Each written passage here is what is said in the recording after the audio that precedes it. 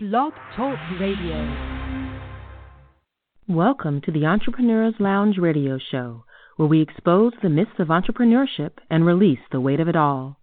Real people, real issues, and real talk with expert solutions. So sit back, relax, and enjoy the show as we welcome our host, Alicia Brown, the Joy Guru.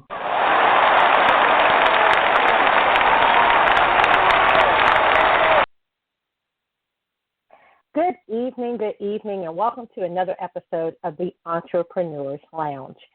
So honored to be here with you tonight and truly have dynamic guests on tonight's show and what I like to call million-dollar conversations. Actually, one of these guests has had some techniques that actually were in the $1 billion, but we'll talk about that later. The first featured guest I want to welcome on the show tonight, incredible person, Kathleen Gage. Not only has she successfully thrived in her business for 20 years, but she's rapidly growing her presence, her revenues, and her reach in a completely new market in this year.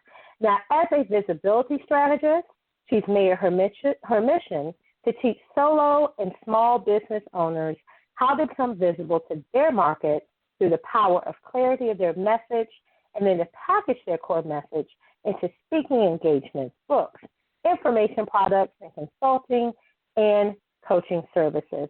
And Kathleen really believes that it's essential for experts to know how to stand out in a noisy market.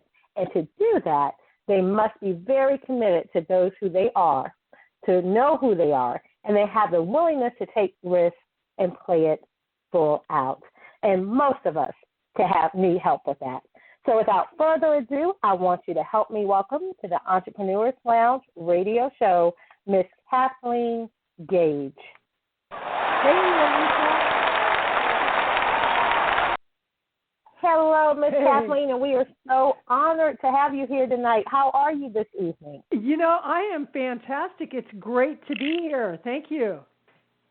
Oh, my pleasure. And, you know, one of the amazing things about your story, and I think I shared this in our group, is the fact that you went from homeless to business consulting rock star, visibility expert, and now even a daredevil as a marathon runner. But, you know, that's a whole big, you know, spectrum there.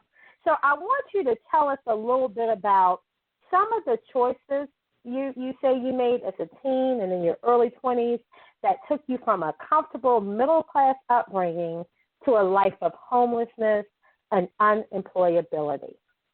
Wow, that is a great question, and I'd be happy to share that. You know, when you say a daredevil, I think I'm just a little crazy at this age. You know, the older you get, the less you really care about what people think. I mean, quite seriously, and we'll probably talk about that. But, yeah, when I was in my teens, when I was in my teens, I actually I went from being really kind of a wallflower and somebody that was very introverted to discovering sex and boys. That was kind of the thing, and drugs. And once I discovered drugs, it was all over. I mean, that's all she wrote.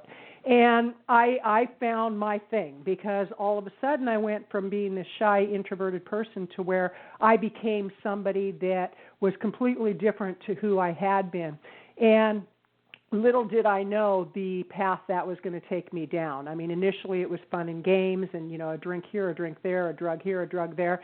It got to the point that I was a drug addict and an alcoholic, and I've been sober 35 years.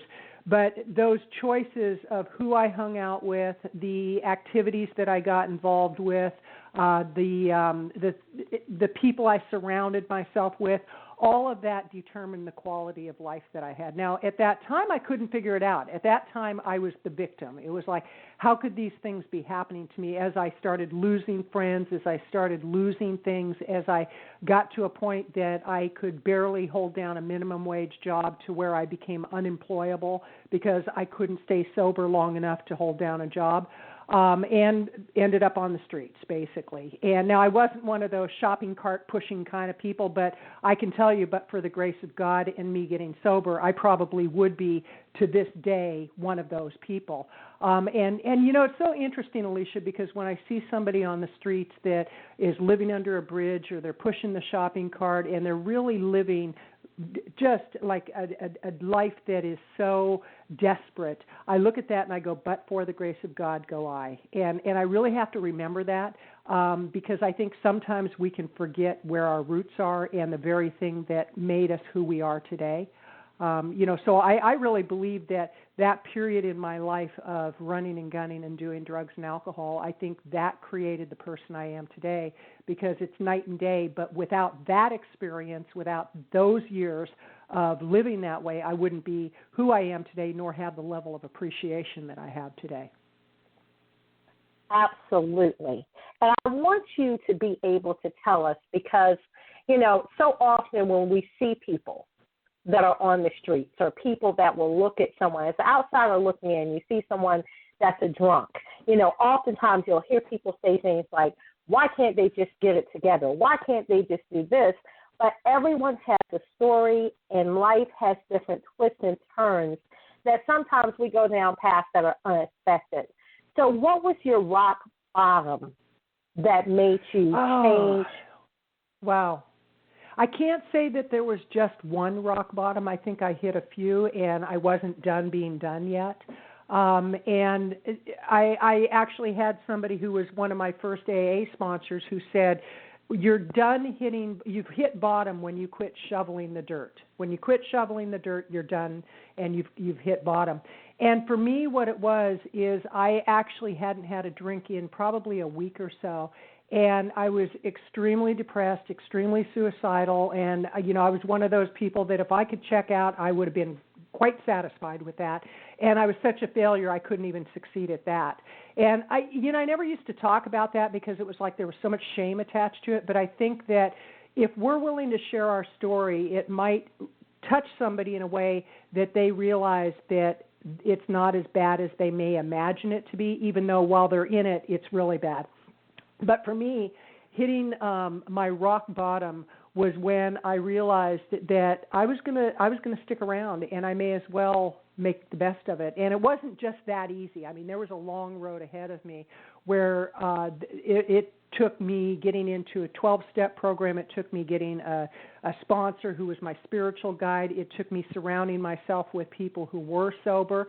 Now, I can go to conferences and I can go to parties and, people are drinking. It's no big deal. But early on, I had to really do some check and balance of where I was hanging out. And I think, we can apply that to virtually any part of our life. I know a lot of people, whether it, be food that's their addiction, or shopping that's their addiction, or the internet that's their addiction. You have to look at what is that thing doing for your life. Is it taking you down a road you don't want to go? And if it is, what do you need to do to change that? Or is it serving you? Because I think, at times there are things that we do that really do serve us, like being really obsessed with building a business. I know that we're going to be talking about building businesses, and I think sometimes we can get addicted to that. Like I went through a period where I was starting to make really good money in my business, multiple six figures, and it was beyond my comprehension. It was like, wow, going from having no money to where now I can fly the best airline I want to. I can stay in the best hotel. I can go to the conferences. I can eat at the best restaurant. Yes.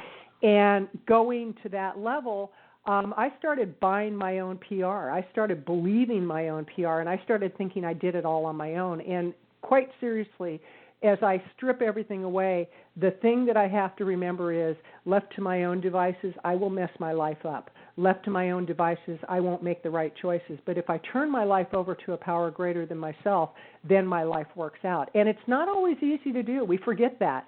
And so for me, I do daily practices that kind of keep me in check with, who's really in charge here. And I'm merely a messenger. I'm merely a vehicle for what needs to be done. I love how you said that, because one of the things in your platform, you talk about the marketing mindset. But as our show has continually brought the theme home every single episode, it really is your mindset. Your mindset is one of the biggest things that's going to determine your success. And we will get into some of those things as well, but I want to ask you because, like you said, some of us, we can get overwhelmed and we can just overindulge in building that business.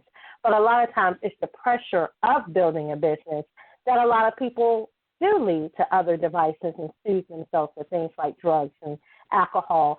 So could you talk about how you balance a former life of addiction with the pressures of entrepreneurship and building that business, especially when you build it up to the six-figure level? Well, first of all, I have to not take myself so seriously. I take what I do seriously, but I try not to take myself so seriously, and I realize that the business is a means to an end. It allows me to do the things in life that I want to do. Like I'm very into animal rescue, and we have 3 horses, we have a couple of dogs, we have a cat, we have 4 chickens, and most of them are rescues. And my business allows me the opportunity to do that. I like to give to charities, and my business allows me the opportunity to do that. But first and foremost, I have a practice that I do in the morning, and I've had many practices through the years, but the one that I came across probably about a year ago, Hal Elrod, he wrote a book called The Miracle Morning, and he's got a 6-step process that you do 10 minutes of silence, 10 minutes of affirmations, 10 minutes of visualization, 10 minutes of exercise, and I do stretching because I go to the gym after that, and I go running, and I do spin classes, and then 10 minutes of reading and 10 minutes of scribing, and so it's called the Savers.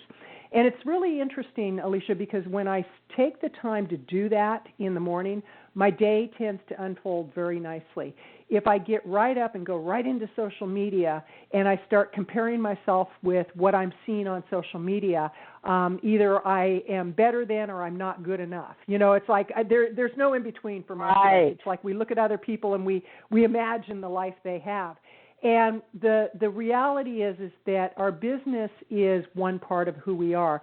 And yet what I know to be true in business today is that in many ways, who we are in business is who we are in our personal life, too. It's like I'm very transparent with the fact that my friends know me a certain way and my business associates know me the same way. It's like there's really no distinction. I don't hide out like I used to. It used to be I had my personal life and I had my professional life, and never the two should meet. Well, now I think just because of social media, more and more we are realizing it's okay to be transparent in who we are. And what that means is there will be people that don't want to do business with us and people that do want to do business with us. And so it's being authentic. And I know that's a somewhat overused word, but I really believe that a level of authenticity creates the kind of business that we enjoy building. So true. And, it fits perfectly in what your platform is and what is your wheelhouse of expertise. Because one of the things that many business owners struggle with is how to stand out in a crowded marketplace. So as a visibility strategist, how do you advise entrepreneurs, your clients, how do you advise them to build their business and stand out for profit?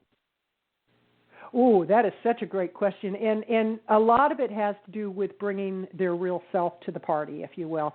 For example, I'm working with a client right now that was in the military. She got kicked out for drugs and alcohol, and then she went into the monastery, and she was a nun for 28 years, thinking that would fix her, and she realized it didn't fix her. And then when she left the monastery, she started making jigsaw puzzles, and it's like a real metaphor for life. It's like life is a jigsaw puzzle. And at first she didn't think she had a story to tell. She goes, oh, my story is not very unique. And I'm like, oh, my goodness, your story is so unique. And so I've been working with her on crafting her message in a way that she feels good about sharing those experiences. And again, we have to be comfortable. We have to do it to the point that we're comfortable, but it's also about getting outside of our comfort zone too, because a lot of times we protect our space so carefully. But myself, for example, I'm going to be 65 in a month, and I'm doing a half marathon for my 65th birthday.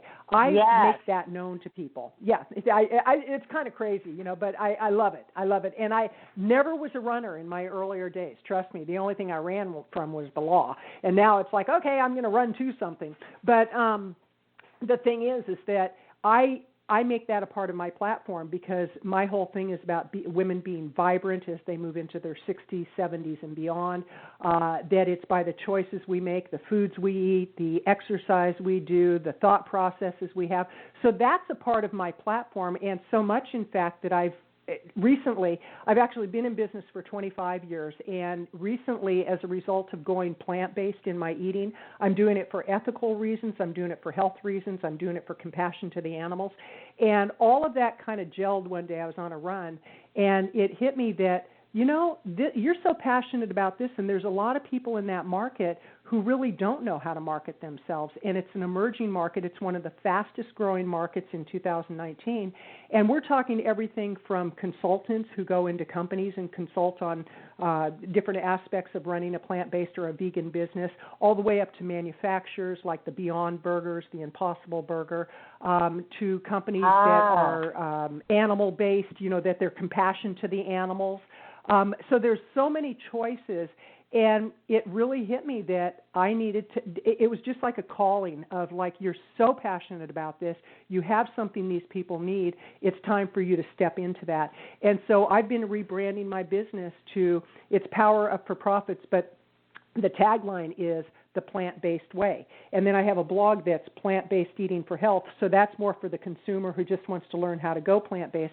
But my business model is all about working within the industry, working with authors, speakers, coaches, consultants, manufacturers, food companies, and taking my expertise to help them get their message out in a big way. So let me ask you this, because what you said, it all sounds phenomenal, and obviously you know what your genius zone is. But how would a client be able to make those transitions without confusing their audience? Wow, that is a great question. One is step boldly into it. Don't be wishy-washy. We've been laying the foundation for about, and by we, I'm talking my team and I, my online business manager, my marketing manager, and myself. We've been getting all our social media stuff in order. I've been switching over my website to the new messaging. I've started a Facebook group for the plant-based industry. I've been reaching out to influencers. And it's interesting because I'm right at the point where I'm ready to push the button and say, okay, to my subscriber list. I have a subscriber list of quite a few. And they haven't gotten the message yet of there's this big switchover. Now, here's the deal. There are people that will get off my list because of it. And I want to share an example of something I did a few years ago that I kind of went through this in a whole different way. I actually am with, I have been with my wife. We're legally married. I've been with her for 30 years. And I used to hide out on that. I used to not share that, but a lot of people knew. But I thought, if my clients find out, and I was working in corporate America at the time, I was working with government agencies, and I thought, if they find out, I won't get work, and, that my life is going to be over. It was that shame-based kind of stuff. Right. And I hired a consultant who said, what you need to do is come out to your entire list. You just need to come out. And I'm like, oh, my God, I can't do that. And she said, I want you to write a message, and the subject line is going to be, I'm coming out. And then when they open the message, it's going to say, no, not that. I did that many years ago. What I'm coming out with is a new consulting package. And I got to tell you, the minute that I was ready to press that button, I wrote the message. I was like, okay, I'll be a good student. I'll write the message. And I wrote it, and my finger literally was bouncing up and down off the enter key, like, do I send it? Do I send it? And I, like 10 minutes, I'm sitting there going, and finally it was like, just take the leap of faith. And I pressed the button, sent the message out. I had more unsubscribes that day than ever. I mean, I did have a lot of unsubscribes. Then I had people who wrote me, and they said, thank you so much. I have a brother who's gay. I have a sister who's gay. I have an aunt. I have an uncle. My son killed himself because he was gay. And thank you so much for sharing your message. And all of a sudden, I was creating a whole new level of communication with my community. It's going to be the same thing when I send the message out about plant-based eating. There are going to be people who will say, I don't want to give up meat. And it's like, I'm not telling you to. All I'm telling you is what I'm doing. Right. You don't have to do anything. And what I've been doing, though, is I've been retiring my products in their current form. And I put quotation marks around current form because my products are pretty evergreen. So I can take them off the market. I can have and I did this the other day where I said, I'm retiring. And then when people opened up the message, I'm retiring this product. Okay, so now I've been retiring a whole bunch of my products. So when people are thinking, I'm retired, it's like, Kathleen Gage is retiring? No way.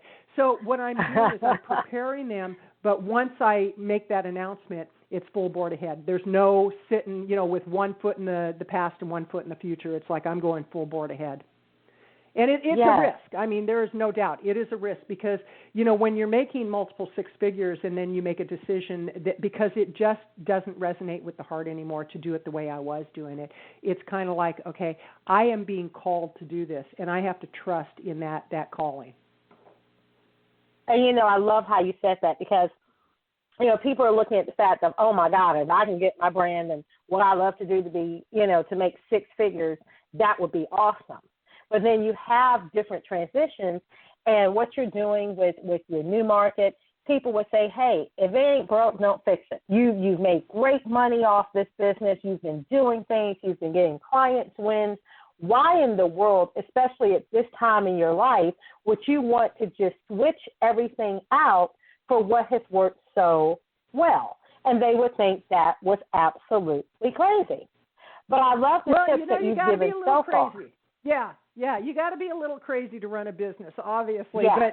But part of it too, Alicia, is that some of it did quit working. Some of it quit working. It was just like I got really clear on the kind of people I didn't want to work with if they don't have a bigger mission in their business, if they don't love animals. I mean, there were things that were kind of percolating around this, and it really was through the clarity of the way I eat now. When you go plant-based, honestly, there's a whole new level of clarity that you get that people talked about and I had read about, and I thought, can't be that good, and it is. It's like there's days that I'm out running a 10-mile run, and I'm just going, where am I getting the energy for this? Well, it's because I'm not bogging my digestive system down with foods that are not serving me.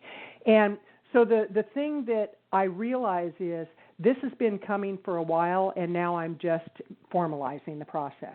Because I work within the pet industry. As a matter of fact, in October, I go to Palm Springs, and I'm going to be the keynote speaker for 750 people that are in the pet sitting industry. And that's a huge industry. And I've spoken at Blog Pause, which is an animal blogger conference. There were 600 people at the last one I spoke at. I've spoken at Women in the Pet Industry. So that's one aspect of what I can do, and I love. I love the pet industry, but also the whole thing about honoring our health. I think the big thing for me is as I get older, I don't want to end up like my mother. My mother died a horrible death, and I know a lot of us have mothers and fathers who died horrible deaths, and I don't want to be that, and I don't have to be by the choices I make on a daily basis. Well, that is something that I'm sure we will have another show devoted just for that, because there is a lot in entrepreneurship, and your health is truly your wealth. It's a lot to being an entrepreneur. It's a lot to scaling your business. And it's all about what you feed yourself, mind, body, and spirit. So, a lot of times we're out of balance, and our diet is one of those things. And I just want to say one thing. For those that are listening, some of you are listening to the stream online. Some of you are on the physical line. But you can press 1 at any time in order to ask your question and come on the show. If you're listening online, you can call into the show. It's 1-949-534-0604 and press 1 so the show engineer knows you want to be live on air. But there's so many juicy nuggets that you just gave. I know your new book had, for the plant-based vegan lifestyle wellness, it hit #1 on Amazon. I know that, the different things, you have a YouTube channel, you have different things you're doing, as well as what you just shared with how you are uniquely speaking certain places. what you're doing to monetize that platform, what you're doing to bring visibility to that platform, which for some of our newer entrepreneurs or people listening that feel stuck, is pivotal. Because although you've been thriving in business for 25 years, you're now, switching gears to another industry, to another area. In some ways, it's like you're starting all over. You are correct. And there was that conversation I had to have with myself, like, why are you doing this? And again, it's because I feel really called to do it. I think that our world is in a world of hurt, and there's a level of awareness that needs to be brought to people's attention about our health, about our planet, about the animals, about compassion. And energetically, things are so upside down right now that if we can bring some semblance of order to that, and so for me, it's really kind of exciting because what I'm bringing, even though it's kind of like starting over, it really isn't, because I have 25 years worth of knowledge of running a business and going through the ups and downs. I mean, there have been times in my business where I was thinking, am I going to be able to pay my mortgage? It's not like it's been a bed of roses. And I think where sometimes people get really confused is they think all they have to do is have their vision board. All they have to do is meditate on what they want and do their affirmations. And I do all of those. I mean, I'm a firm believer in that, but I put a lot of action behind those tools. And so what really I encourage people to look at is, are you giving 100% every single day? And what are you doing to set yourself up to give 100%? And a big one is, don't go straight away into social media the first thing in the morning, because that's going to really mess with your head. Start your day. But yeah, it's like, trust me, I know that like one. it.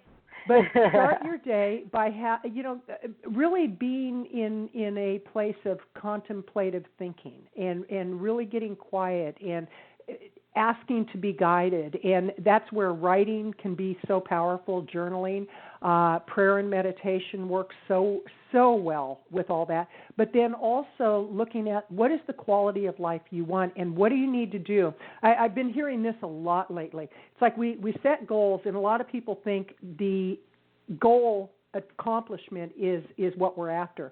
It's not the goal accomplishment, it's who we become on the way to accomplishing the goal.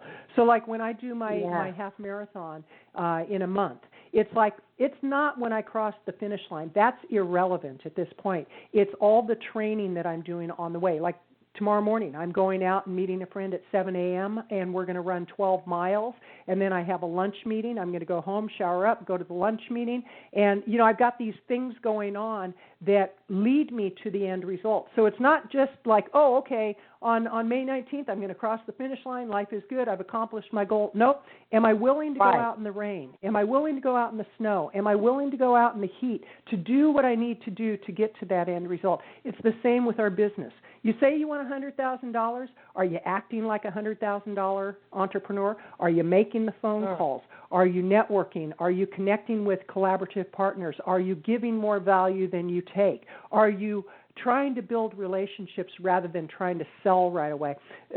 LinkedIn right now has become so polluted with people that will connect with you, and immediately they try to sell their products and services to you. It's like, wait a minute.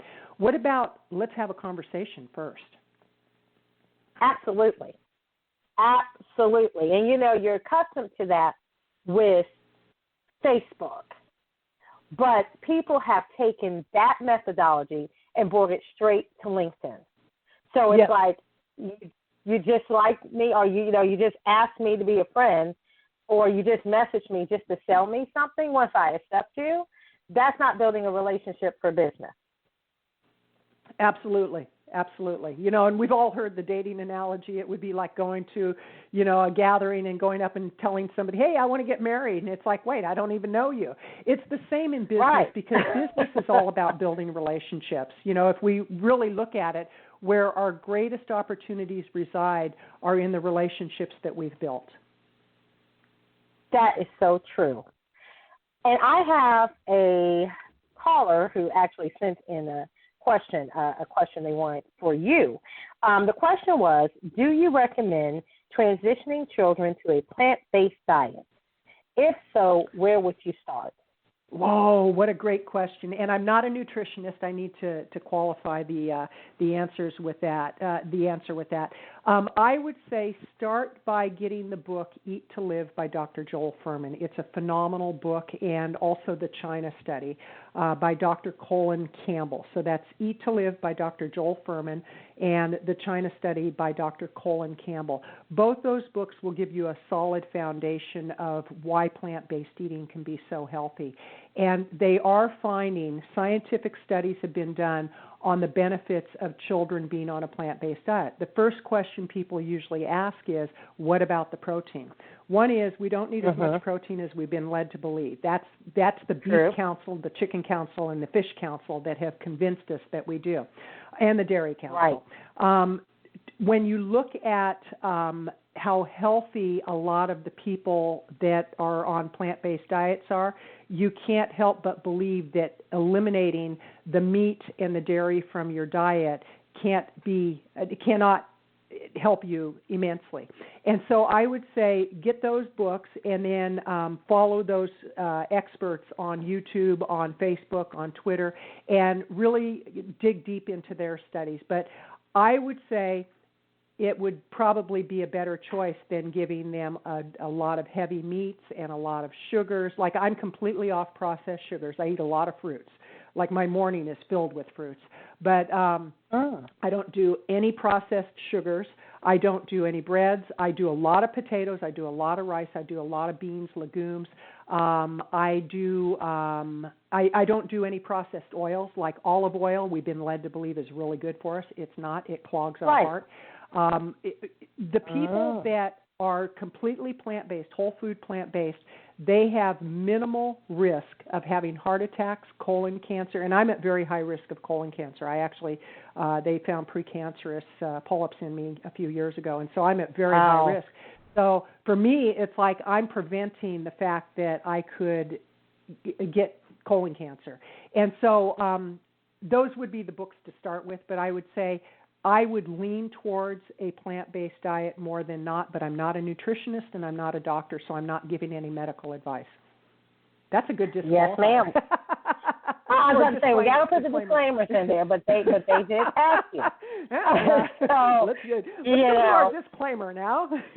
Exactly. And there is another question, but actually it sort of fits in with a question I had for you. So I'm going to share this one. The person, let me make sure I get this right. Yes. They have been in the health industry. They have worked with health products, all natural, and that's something they have been doing.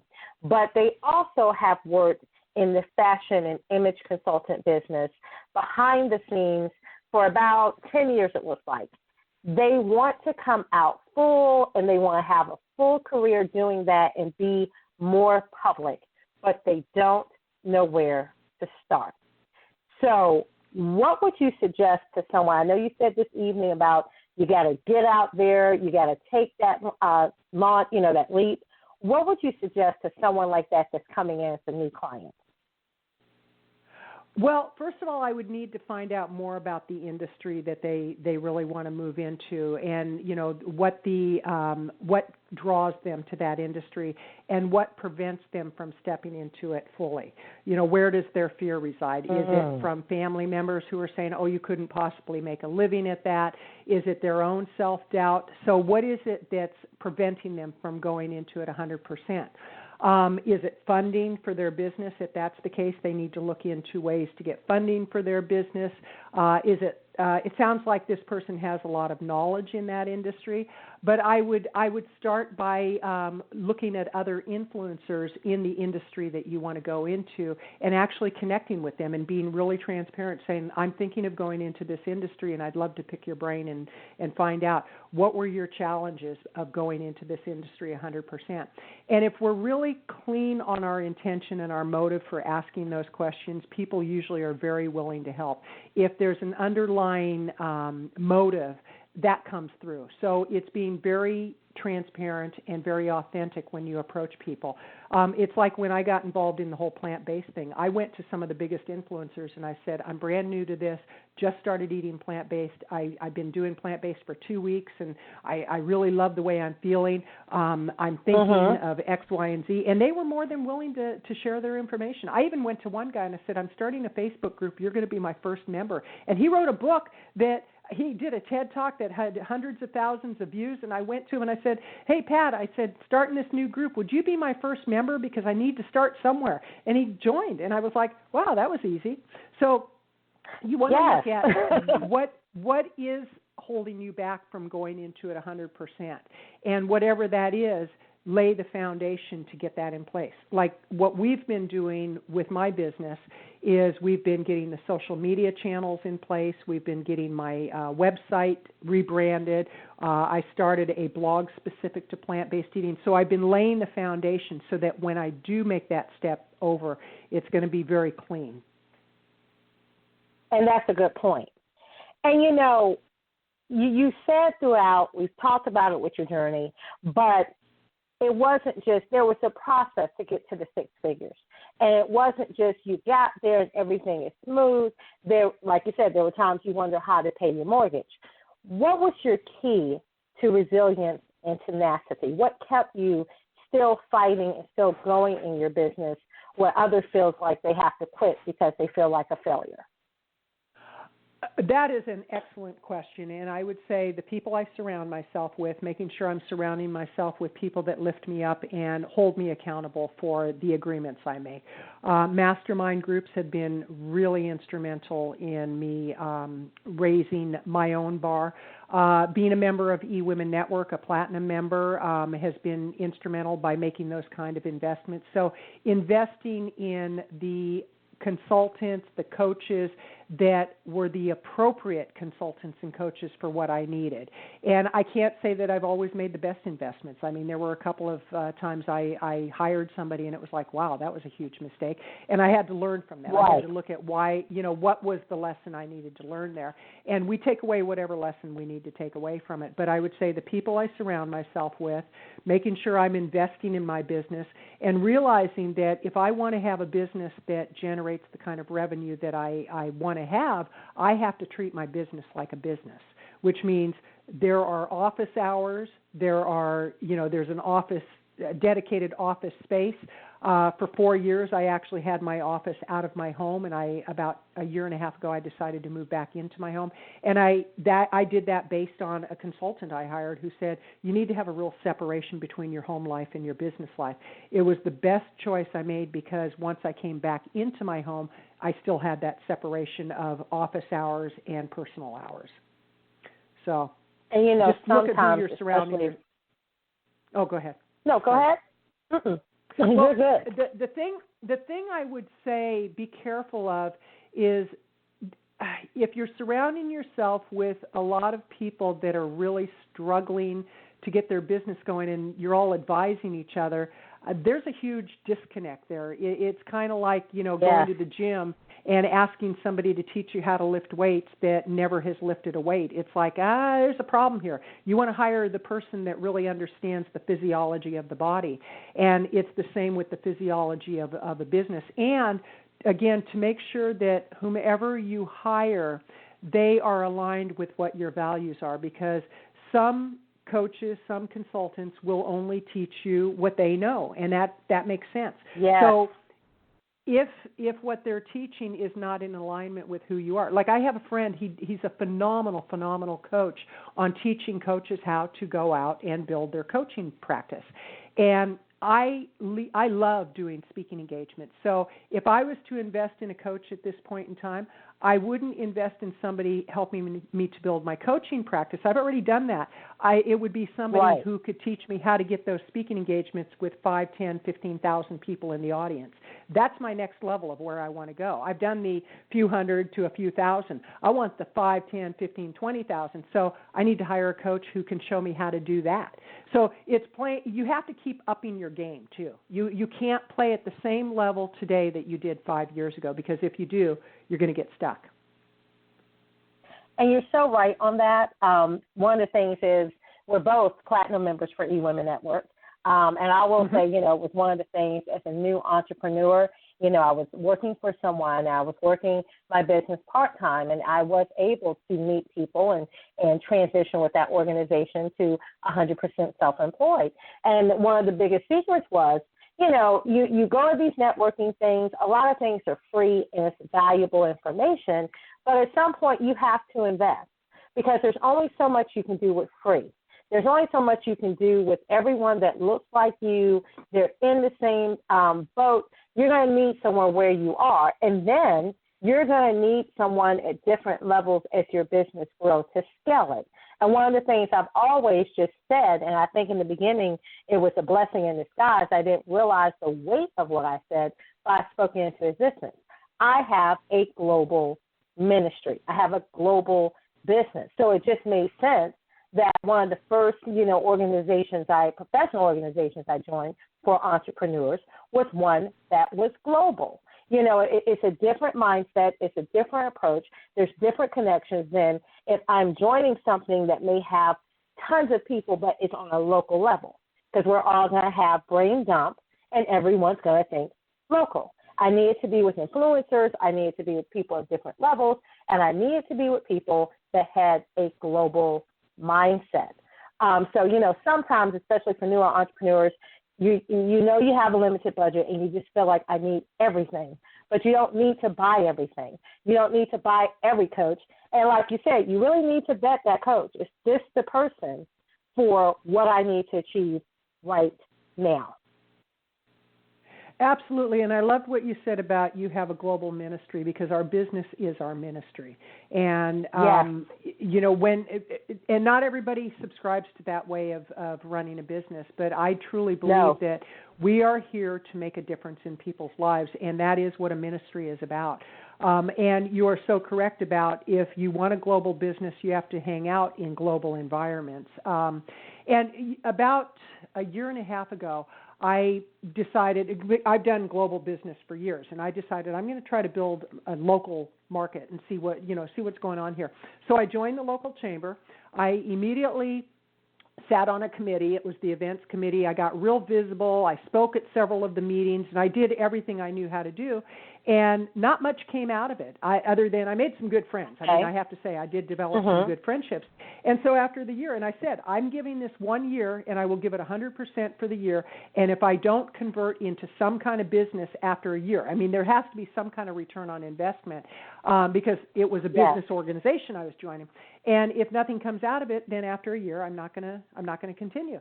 And it was interesting because I had a great time, met a lot of wonderful people, gave it 100%, and didn't make any money out of it. And I thought, okay, I got what I needed, which was proof that after a year it didn't work, so I can move on to something else. And I had people saying, but just try it for another year. I said, oh, you don't get it. Your company pays for you to be here. My company pays for me to be here. And so it's really looking at your bottom line. And that's another thing about running a business is you have to know what your numbers are. You have to know what your return on investment is. It's, like people, if they hear that you did let's say a product launch and you made $50,000 on the product launch, and they go, wow, $50,000. It's like, yeah, but how much time went into that?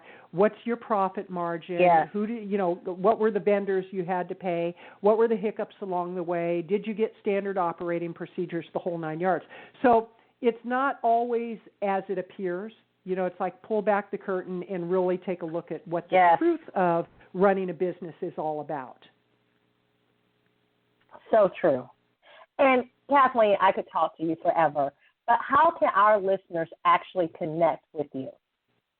Well, thank you for asking. First of all, on social media, Kathleen Gage is the way to find me. You'll find me all over Twitter, LinkedIn, Facebook. And then my web address, I've got two that I'd like to share. One is Power Up for Profits, that's plural, powerupforprofits.com, and you can see the new stuff that I'm doing. And the other one, for those interested in plant-based eating, I do a lot of blogging on this, plantbasedeatingforhealth.com. Thank you. Perfect.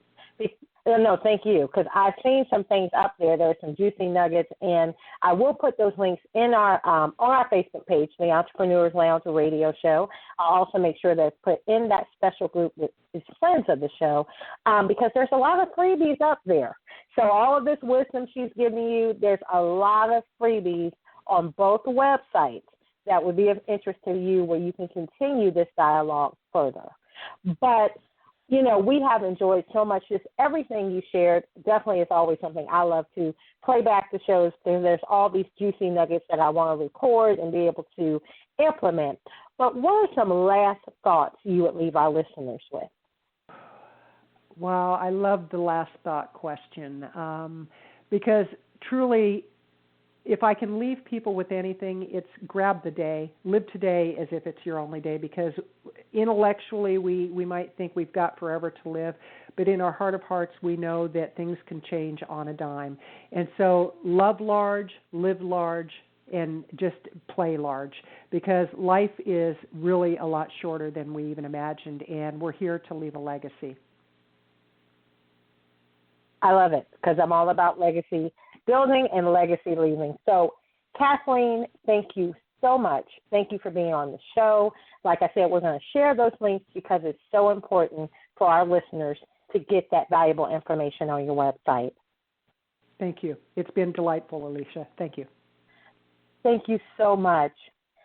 And don't go anywhere, audience, because I'm going to take a very, very brief commercial. But when we come back, we will be with the celebrity entrepreneur himself, Mr. Clint Arthur. And you really want to hear some of these juicy secrets of how you can have not only publicity, but make millions in your business too. So please stay tuned. Have a great book idea, but clueless as to where to start? Or perhaps you published a book before and your sales were disastrous. Exactly why are you sitting on your vision as well as your wealth? Hi, this is Alicia Brown, the CEO of Fruition Publishing Concierge Services. We're a full publishing firm where our mission is to help you publish your amazing book idea and deliver your message to the masses.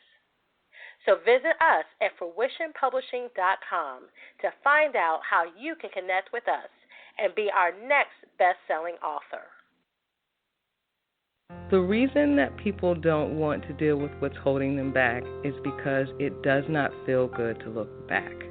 So the easier thing to do is to live in what I call your condition zone. It's not a comfort zone because it doesn't make you comfortable. You're just familiar with it. Letitia Bates, Certified Life Coach. So I'm always working with my clients to meet them at their needs. I am listening to where they are. I do have to help them move to that next level, but we're going to go slow, and what they can expect from me is kindness, respect, and compassion. Go to atthewheelcoaching.com and start driving your life back to higher ground. What I help you do is understand anything that you've gone through, you've already survived. That's why you're here. And we can work together to deal with those. Blog Talk Radio. Welcome to the Entrepreneurs Lounge Radio Show, where we expose the myths of entrepreneurship and release the weight of it all. Real people, real issues, and real talk with expert solutions. So sit back, relax, and enjoy the show as we welcome our host, Alicia Brown, the Joy Guru.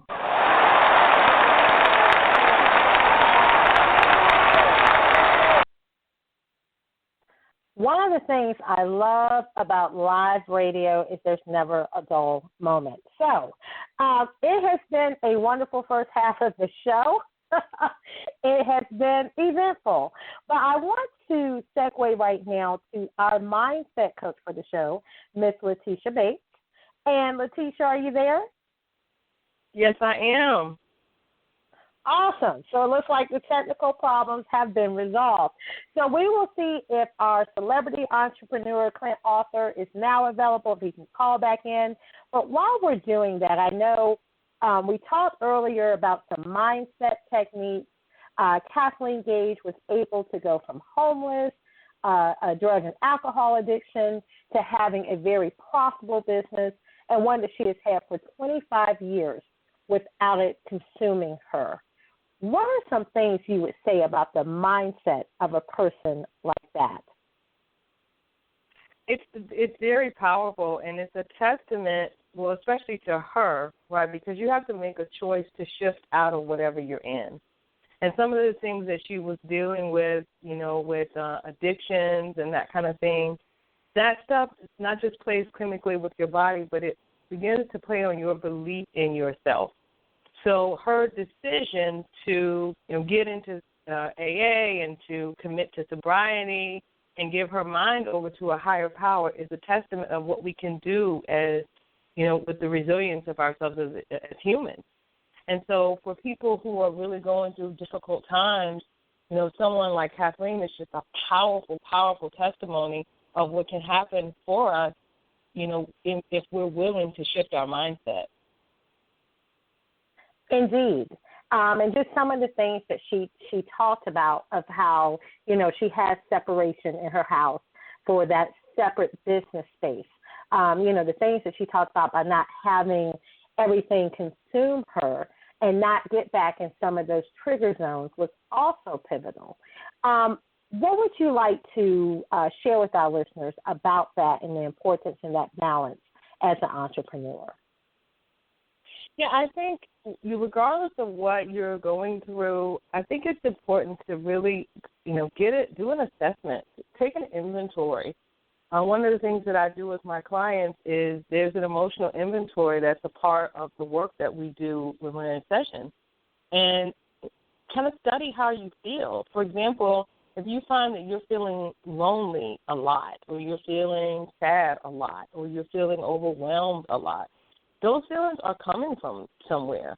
And by taking inventory of those feelings, then you get better control. When I say that, what I actually mean is once those feelings are listed and you feel overwhelmed, you feel lonely, you feel angry, find out where it's coming from. Is this happening because you feel like the business isn't growing fast enough? Is this happening as a result of what's happening in your home life? If you are working at a job as well as building your business, what is the source of that stress? And if you have it documented, there's just something powerful that happens where you have a sense of empowerment when you can see it in writing. So I would highly recommend just kind of writing that out and understanding where, what's feeding it. True. And we know that, some of our new listeners, you wouldn't know this, but we know that for some of our listeners that follow us, that you have programs and things for that as well. So could you tell them where can they connect with you? Yeah, you can find me at thewheelcoaching.com, and that's like you're driving a car, so it's ATPHEWHEEL coaching.com, thewheelcoaching.com. And a part of what I do is I help people really go from breakdown to breakthrough. Sometimes people have just, they've done everything that they know how to do, and they're trying to get to their next level, and they just feel like it's not working. And what we do is we work together to figure out, what the source of the issue is, and we use mindset tools. And I'm certified in several modalities to help people process overwhelming emotional states so that they can move forward with their lives. And, after what we just heard, definitely we're going to need some of those techniques. But also our next guest, who is on the line, and I'm prayerful that the technical difficulties are over, we're definitely going to need your assistance as well. So, and one thing I will say for our new listeners tonight, Letitia does monitor. She is the mindset coach of this show. So she does monitor those posts on Facebook, the group, the friends of the show, the Entrepreneurs Lounge radio show group. She is monitoring that as well. So when you reach out to her at thewheelcoaching.com, as well as reach out on the Facebook page and group, she does see your comments. She does see your questions. So definitely you want to stay connected to the show in the different avenues that we have for you. Letitia, thank you so much. And thank you just for the nuggets that you shared, because that's so important as is every show. And we talk about the mindset of entrepreneurship and the mindset for what we actually want to achieve and being on a successful trajectory there. It's always a pleasure, Alicia. Thank you. Thank you so much. Have an awesome night. You too. Thank you. And he has patiently been waiting with us. Again, technical difficulties, but live radio, that's how it is. So at this time, I want to introduce Mr. Clint Arthur, the celebrity entrepreneur. If you weren't with us during the first half of the show, one thing I shared was that he has used his celebrity entrepreneurship techniques that have resulted in more than $3 billion in sales. And they have helped make him the king of the most competitive industry on earth for more than 2 decades. He's going to share some of those methods with us so we can add millions to our bottom line as well. But Clint has been featured in Forbes, Wall Street Journal, the New York Times, U.S. Today, and the list goes on and on.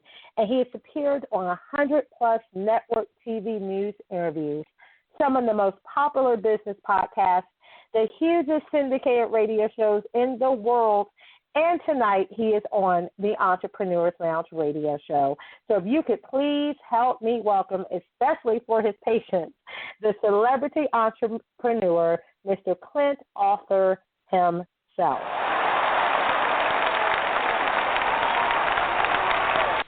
And Clint, thank you so much for your patience. And welcome. Welcome to the show. Great to be with you. Great to be with you.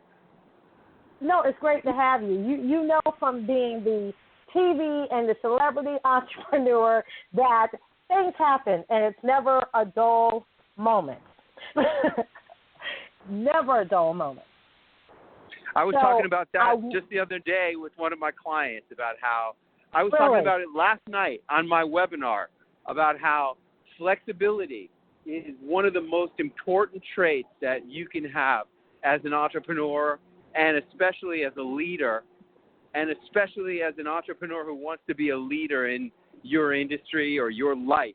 You need to be flexible. So I hear you and I feel you. Whew. Well, okay, now I've passed the flexible test.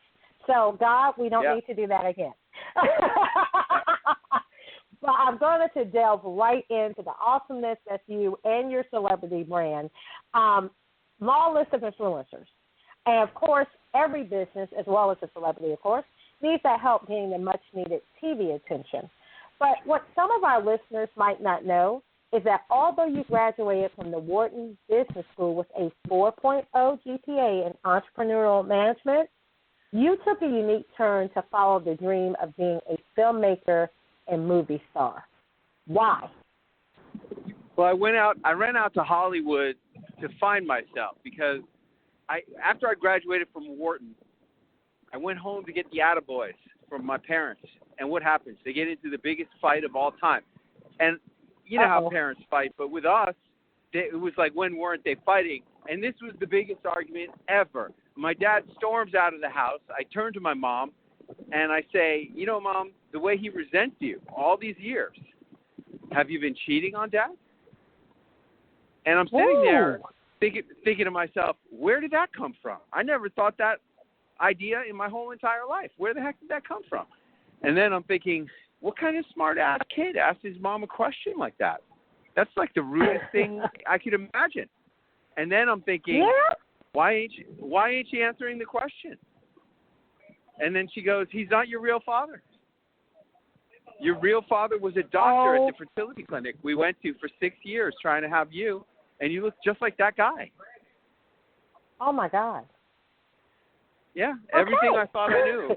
You know, think about how you would feel. Imagine how you would feel if everything you thought you knew about who you were in a split second just poof. So I ran off to Hollywood to try to find myself, thinking that I'm going to become an Oscar-winning filmmaker and a movie star. And instead, I found myself driving a taxi. Yeah, for real. I drove a taxi in L.A. for 6 years, while pretty much everybody else, whoever graduated from Wharton, became millionaires, a lot of them billionaires, and not just the smart ones. one of those guys is living in the White House right now. Well, there's a lot we could say about that one. Yeah, well, and while I was what out it in must have Hollywood, felt like. yeah, well, when I was out in Hollywood, I was pursuing this dream for 13 years. I wrote 30 screenplays. Yeah, 30. And What? I was the living definition of, if at first you don't succeed, write another 120 pages and nobody's ever going to read. I never got a movie made, but I did learn a lot about celebrity. And over the past 20 years since I became an entrepreneur, I have met literally hundreds of famous people, and I ask them all the same question. Now, it's not as weird as it sounds. It's not like I stalked any of them. Well, maybe just a few. But no, really, they were pretty much all happy to answer the question. So, for example, I said to my main man, Snoop Dogg, I said, what's the most important thing you ever learned? He said, life's too short to smoke cheap weed. Oh, my God. Remember, the question like is, what's the most important thing you ever learned? And to Snoop, it basically all breaks down to stay away from swag. I bet he answers pretty much every question like that. You want fries with that? Life's too short to smoke cheap weed. Sir, do you know why I pulled you over tonight? Life's too short to smoke cheap weed. Do you take this woman to be your lawfully wedded? Life's too short. But he has a dispensary now, so, it's sort of working for him. Hey, he's a great entrepreneur. He's a really great entrepreneur. You know who's another great entrepreneur? Jesus Christ. Who? What a great entrepreneur Jesus Christ was. Well, now, picture the Last Supper. You think that that's just a painting of some guys breaking bread, right? That is a historical document memorializing the very first dinner seminar recruiting downline into his word-of-mouth marketing organization. Jesus was creating the Amway of his day. Yeah. Yeah. Okay. I asked my question to Caitlyn Jenner. I said, Caitlyn, what's the most important thing you ever learned? She said, stay humble. She has tremendous hands, by the way, gigantic hands. Now, if I could have asked his ex-wife, Kris Jenner, what the most important thing she ever learned, she'd probably say, tell your daughters to sleep with lots of rappers and make sure the video cameras are rolling. You should ask her that just to see what the answer is. It's not like you don't have access. This is a great one. Mike Tyson. There was a time when more people on this planet knew who Mike Tyson was than who knew who was the President of the United States. You could walk into a cave in Aqaba, and the terrorist hiding out in the back of the cave would pop up and he'd say, hey, man, did you see that Tyson fight? So I asked Mike Tyson, champ, what's the most important thing you ever said? Everybody's got a plan until I punch him in the face. Then they go to sleep. Now they plan is to take a nap while I go piss away all this money. Where is the Bentley dealership? I could sort of envision him saying that. I came face to face. I came face to face with the legendary Mick Jagger. I said, "Oh God, Sir Mick, what's the most important thing you ever learned?" He said, "You can't always get what you want, but if you try sometime, you just might find you get what you need." Now, he's just reciting a lyric from one of the songs, but who cares? It's Mick freaking Jagger, right? I would have taken exactly. I take no satisfaction. Exactly. Now, look, I'm not going to be. Now what? I was going to ask you, where all the books you've written, where's the book with all of these quotes? My new book is called Celebrity Entrepreneurship. And I tell you what, my girlfriend, I wrote everything in my life into that book. I put my whole life into that book. Ooh. I think I finally got it. You know, I've written 23 books. And I think I finally got it, how to write a book. How to write a book, you know. The way to write a book is to tell stories. That's really all people want. They just want to be entertained with stories. And so in Celebrity Entrepreneurship, I talk about celebrity entrepreneurs do to position themselves as being different and higher status than their competitors, their customers, and their prospects. And I just, you know, illustrate each of those concepts with the stories from my life. So that's where they all are. And all these stories I just told you right there are in that book too. Well, you know I'm going to ask, especially for our listeners, what are the 5 things? Well, the most important differentiator that really separates celebrities from non-celebrities. You know, there's a lot of influencers out there. I get it. And, you know, the difference between an influencer and a celebrity is television, really. That's really the difference. True. It really is. And if you really want to go to the level that people need to go to in this day and age to be able to thrive as an entrepreneur, you got to be a celebrity and you got to be on TV if you really want to be a celebrity, because there's no way around it. There really isn't. If you're not on TV, you're not a celebrity. I don't care. I don't care who you are, what you're doing. I don't care how many followers you have on Instagram or on Facebook. You may be an influencer, but you're not a celebrity, because all the celebrities are on the Today Show, Good Morning America, Dr. Oz, on the local TV shows. They're all over the place on TV, and that's the most important thing. From there, the next most important thing is to be what I call a VIP speaker. And the reason why you need to be a VIP speaker is because of what it makes you. Now, TV does that too. It's like I've been on the Today Show, and after I was on the Today Show and Brooke Shields interviewed me, that's when I was able to quit drinking. I woke up the next morning. I said to my wife, I think I'm done drinking. And that was more than 5 years ago. Sorry, there's a ambulance going by. And it's been a whole uneventful night. Why not? Yeah, right? But what I was saying is that it's not going on the Today Show. It's not the millions of dollars I've earned from going on the Today Show. It's not all the celebrities I've met. It's not all the famous places that I've spoken. It's who I've become. Who I am is everything, and what I'm able to do. And, you know, we were talking about mindset earlier, right? It's all about, It's about flexibility, mindset, being able to shuck and jive, being able to float like a butterfly and sting like a bee.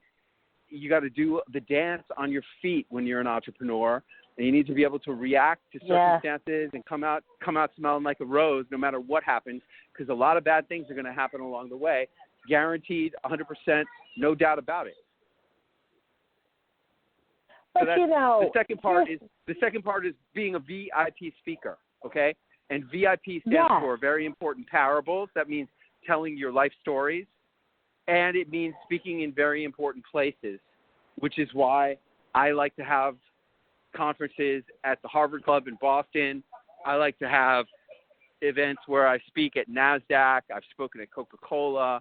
I speak all over the place at important places, because that's a really great way to position yourself as a Heifert in what you do. And then the third part is celebrity attachment photos. I'm sure you've seen all kinds of pictures with me and all those celebrities I was talking about. I don't just have stories about them. I have pictures with them to prove that I actually met these people, and also to get some of their luster. You know, a lot of these, when you hang out with a celebrity, some of their luster rubs off on you. I'm sure this has happened. You know, there was a recent thing that I saw on TV just the other day. Dr. Oz was on TV, and he was talking about his recent Wall Street Journal article where he wrote about how people are illegally stealing his endorsement for their diet vitamins and supplements. You know what I'm talking about, right? Yeah. And Dr. Oz was saying the reason why this is effective is because when people see a celebrity, they feel like they know that person. They've done studies about this, and people feel like a celebrity is as trustworthy and as familiar as a member of your own family. Right. And therefore, you take their recommendations more seriously. Sorry, there's a lot of sirens tonight. You take their recommendations more seriously. You value them. And that's why when you hang out with celebrities and you have these pictures with celebrities like I do and like I help my clients get, it's very helpful for transforming from being an influencer to being a celebrity. And then the fourth thing is to be an award winner. You need to win awards. You need to win awards. And when I won Dan Kennedy's Info Marketer of the Year award, it changed my whole life. You don't have to win an Academy Award, although if you can get a star on the Hollywood Walk of Fame like Snoop Dogg, did you know that Snoop, you know that you'd have to pay $40,000 to get a star on the Walk of Fame? Excuse me? Okay. You didn't know that, right? Not only do you have to be approved, you have to pay. This is why they could not take away Donald Trump's star off the Walk of Fame, because he bought and paid for it. Hello?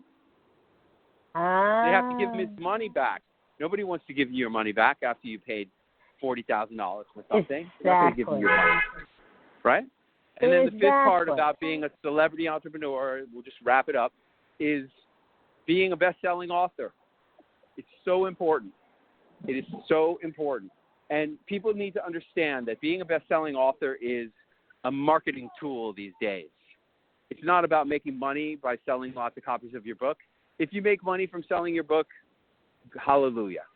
But I don't usually make a lot of money from selling my book, although I've had many bestsellers.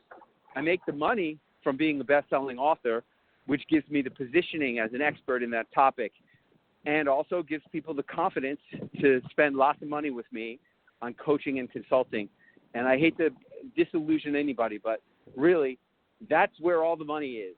As an expert, you make your money from high-priced coaching and consulting. And the book is a really necessary. It's a necessary element of being a high-priced coach consultant. You got to have a best-selling book on your topic, or else you're not an expert. You really aren't. As a publisher, I am just taking that snippet alone from this show and play it like 2,000 times. You're going to see that somewhere. I'm just going to keep, did you hear what he said? I've been saying it forever, but listen to him. He's a celebrity entrepreneur. He knows. So thank you so much for that. Thank you so much. You're making my job much easier. But a couple of things you said that I want to revisit with you because, you know, we live in the day of where people make up awards that are meaningless. So people are saying, I'm the award winner of, and it's a made-up award. Or even with writing. With books, there's different tricks to say they're a best-selling author, and they're not really a best-selling author. So I know that you have an awesome program where you're going to help your clients actually get legitimate TV opportunities. All of the things you shared with them as nuggets tonight, you help them do that. Tell us about that program. Well, the Celebrity Launchpad is what I won my big award for as Information Marketer of the Year for Dan Kennedy. And at Celebrity Launchpad, I teach people how to book themselves on TV news and talk shows as much as they want for free. That's what I teach them. And this is the method that I've used to book myself on more than 107 television appearances so far that I'm aware of. And my students have booked themselves on more than 3,859 TV appearances that I'm aware of so far. And as a matter of fact, on my webinar last night where I was talking about flexibility, the same girl I was talking about flexibility with, she recently has booked herself on 12 TV appearances just by calling up stations around the country and cold calling the producers, convincing them basically to have her on their show. And wow, the two most recent ones that she booked were Fox New York and CBS New York. I mean, she just booked herself into the number one market in America twice coming up in a weekend. And all of that's been done for free since she graduated from my Celebrity Launchpad. She's been going on TV shows, and she's really transforming. Again, it's not how much money you make, although you will make more money. It's not that you're going to get better looking, although a lot of my clients, including this one, get better looking. It's not because you lose weight. It's not because you become more charismatic, you get more confidence. It's all of that stuff. It's who and what you become in the process of becoming a real celebrity, a real one who goes on TV all the time. Here's this girl. She was just a mom, and now she is a crusader. Now she's on a mission. Now she's booking herself on TV shows all over the country. By the time she goes on those New York stations next week, those will be her 19th, 20th, and 21st appearances. Wow. She just came to Celebrity Launchpad in January. She came in January. So that's really like 3 months. Yeah. That's how it goes. Which your program does have a 90-day feature to it, correct? Well, there's no exact timeline, okay? Usually what happens is people enroll, they come to the live implementation event where it's just me and a maximum of 15 students for a 4-day weekend. And during that weekend, I teach them about how to do it, what's the mindset of how to get a producer to book you, what do producers really want. We rehearse them. I create their pitches for them. I rehearse their pitches. And then I bring in my friends who are TV producers at ABC, NBC, CBS, and Fox. And those producers take the pitches. They audition the students. And some of them they actually book on the shows. The average person who comes to the implementation event goes home having booked 7.4 TV appearances during the weekend. And then you go during the weekend. And then you go and you schedule those appearances. You do them on your own schedule. And then you should get on the phone and start cold calling like this girl did to multiply this whole thing. So that's basically what it is. Now, look, it all depends on how bad you want it. Passionate are you? How much do you really want to transform? How much do you want to go from being nobody to somebody? And how big of a somebody do you want to be? My biggest client is a regular recurring guest on Dr. Oz. She came to Celebrity Launchpad number 1. We just did Celebrity Launchpad number 42. It's been 6 years of Celebrity Launchpads. And, it all depends how you want it. I really do believe that desire is the key element that determines who's going to be an astronaut who walks on the moon, who's going to be a pilot who flies a 747, who's going to be a person who rides a scooter, and who's going to be in a wheelchair. It's all about desire. Wow. I mean, you're making it so simple for us. But one of the things, I can't let you leave the show without asking you this, because when I found it out in research, I thought it was just extraordinary and it needs to be said. As the celebrity entrepreneur and the publicist extraordinary, you managed to break the $1 million with only you and your wife as employees. And, some business schools, some business philosophies teach you've got to touch all of these people.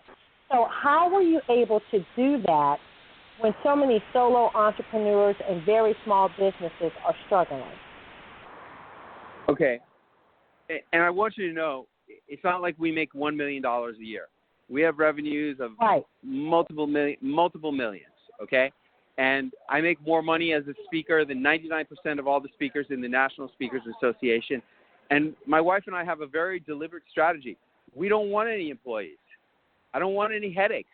I don't want any overhead. I don't have an office. My office is my phone and my laptop. I don't have any employees because I don't want to manage little babies. I don't want any drama. I don't want any stories. I don't want any hurt feelings.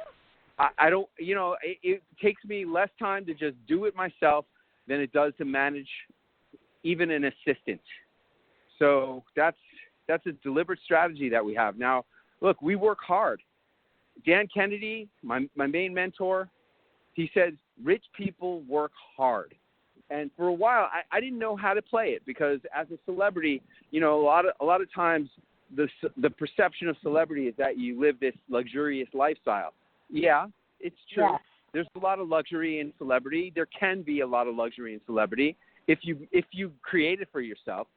But at the same time, and I do create it for myself, last summer I was in Hawaii in a suite at the Royal Hawaiian Hotel on the beach for free for 2 months. And this year we're gonna play something else. We're gonna go to the W in South Beach, Miami this summer, just because. Ooh. I'm not happy with the transition of the Royal Hawaiian Hotel. We've been going there for 5 years in a row, and now that Marriott just bought Starwood, it's a little rough in the transition. But be that as it may, I believe what Dan Kennedy says, that rich people work hard, and my wife and I work a lot. I'm walking home right now. Now, before this, I was at a rehearsal. I'm doing my stand-up comedy debut on Broadway at Caroline's Comedy Club on Tuesday of next week. And I was in a singing rehearsal with my two little backup singers and backup dancers, these two little girls that I hired to be my backup singers and backup dancers. And, I was at a rehearsal. Until 8 o'clock p.m., and now I'm on a call with you that started at, 9:15 p.m., something like that. So I work hard, and it's not over. It's not over after this. I'm working a lot. And I really do have to count my blessings that I quit smoking pot in 2009, and I quit drinking alcohol on January 1st, 2014, because if I didn't have all this extra time from not drinking and not getting high, I wouldn't be able to put out the volumes of work that I do. I remember when I first quit drinking, I used to literally go on Google and type in, what do you do with all your extra time when you don't drink alcohol anymore? I used to type that into Google. There was no answer for that. And what I've learned is to just keep working. Wow. We are so thankful for your time, but I can't let you leave without two questions. One of them is, now you're the author of numerous books. One of them was The Last Year of Your Life, which was an action plan guide, accomplish everything on your bucket list, have the most fun you ever had in 1 year, and then you achieve your greatest amount of personal growth and create a legacy for the rest of your life. How are you doing that all from one book? It really is an amazing book, I got to tell you. What happened was this. I went to this seminar. It was called the Sterling Men's Weekend. It was about how to get more power as a man. And when you graduate from this seminar, you could go on to become part of a men's team. Other guys who've also graduated. And I get on this men's team. And one night I'm at a men's self-help campfire with the team. And the shaman is on the other side of the crackling yellow and orange campfire flames. And he's pointing at me. And he says, you don't know it yet, but you're already dead. I said, what are you talking about, man? 8 years ago, I was driving a taxi. Now I'm a millionaire. I was living on a little boat. Now I live in a mansion in the Hollywood Hills. He said, you're already dead. You just don't know it. And I didn't know what he was talking about. I really did not know. But I couldn't stop thinking about what he said. I'd wake up out of a sound sleep for months. I'm already dead. What does he mean? And then it came to New Year's Day of 2009, and I wake up, and I pour myself a mimosa, and I pull out a pad and a pen to write down my list of goals for the year, as I'd grown accustomed to doing when I became a successful businessman instead of trying to follow the Hollywood dream, being a starving artist. driving a cab. And I asked myself a question inspired by the shaman. And that question changed my life. And that question is, if this was going to be the last year of my life, what would I want to accomplish? Now, the first time I lived as if I was going to die at the end of the year, I was the leader of that men's team. And I said, guys, for this year, we're going to do an experiment. We're all going to live as if we're going to die at the end of the year. Write down what you want to accomplish, and let's make it happen. And that's what we did. And out of that experience came the book, The Last Year of Your Life. And I've done The Last Year of Your Life. I've lived this experience 4 times. It's been amazing. And that's what that all comes from. And, you know, it's a tremendous book. There's a more advanced version of that book. I made another book called The Greatest Book of All Time. And it's The Last Year of Your Life, but I included a video and an audio coaching session for every single week of the 52 weeks. See, The Last Year of Your Life is an action guide to take you through the 52 weeks of the last year of your life. With The Greatest Book of All Time, which is $99 on Amazon, you type in the link, or you have a QR code and you scan the QR code, and boom, a video opens up with me talking about each topic every single week. So I'm there coaching you through the last year of your life experience in The Greatest Book of All Time. You can do either one, but if you could spring for $99, you could take me with you as your coach for a whole year, and it's The Greatest Book of All Time. It's a multimedia, personal growth and coaching experience where you live the last year of your life. It's awesome.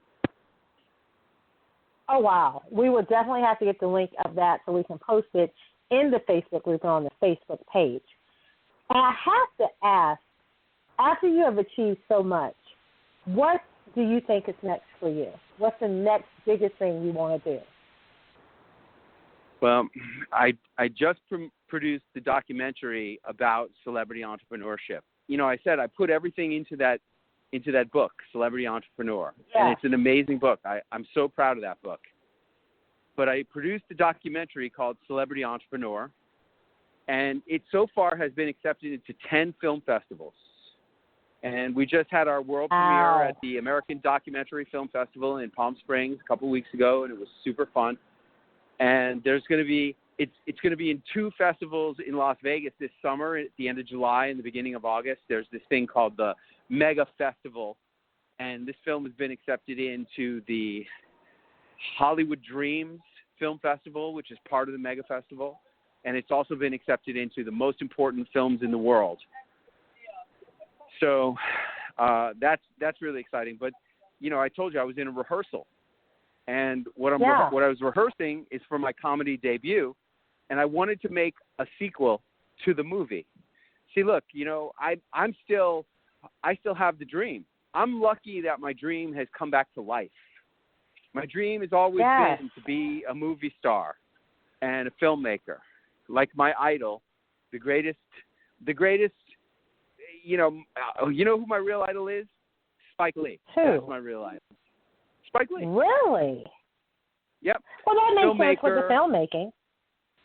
Filmmaker, movie star, writer. He's everything. He's everything. Entrepreneur. He's everything. I worship that guy. I really do.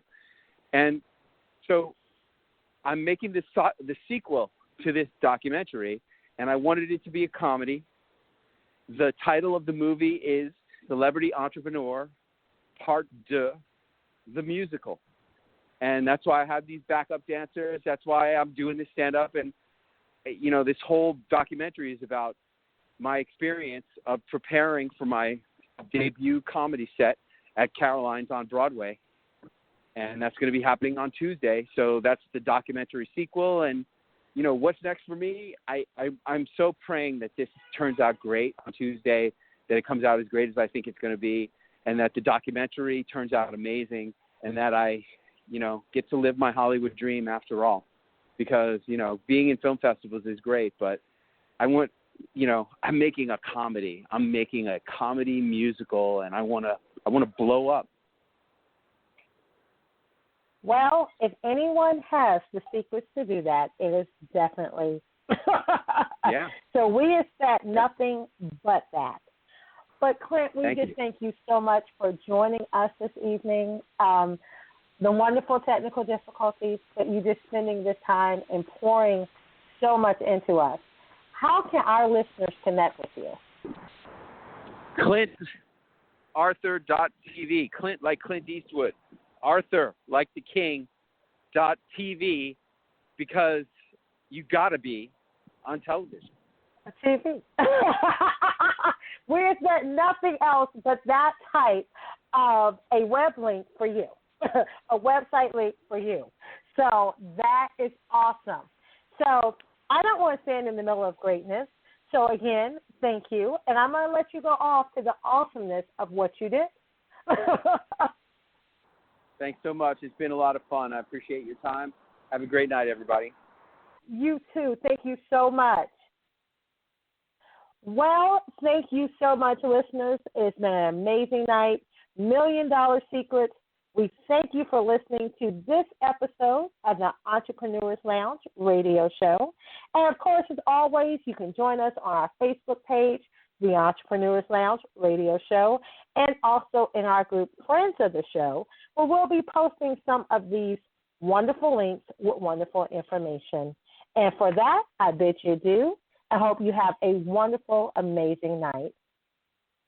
Thank you for listening to this episode of the Entrepreneurs Lounge, where we expose the myths of entrepreneurship and release the weight of it all. Real people, real issues, and real talk with expert solutions. Make sure you stay tuned to our Facebook page and thejoyguru.net for show updates, announcements, and to learn how you can be a guest on our show.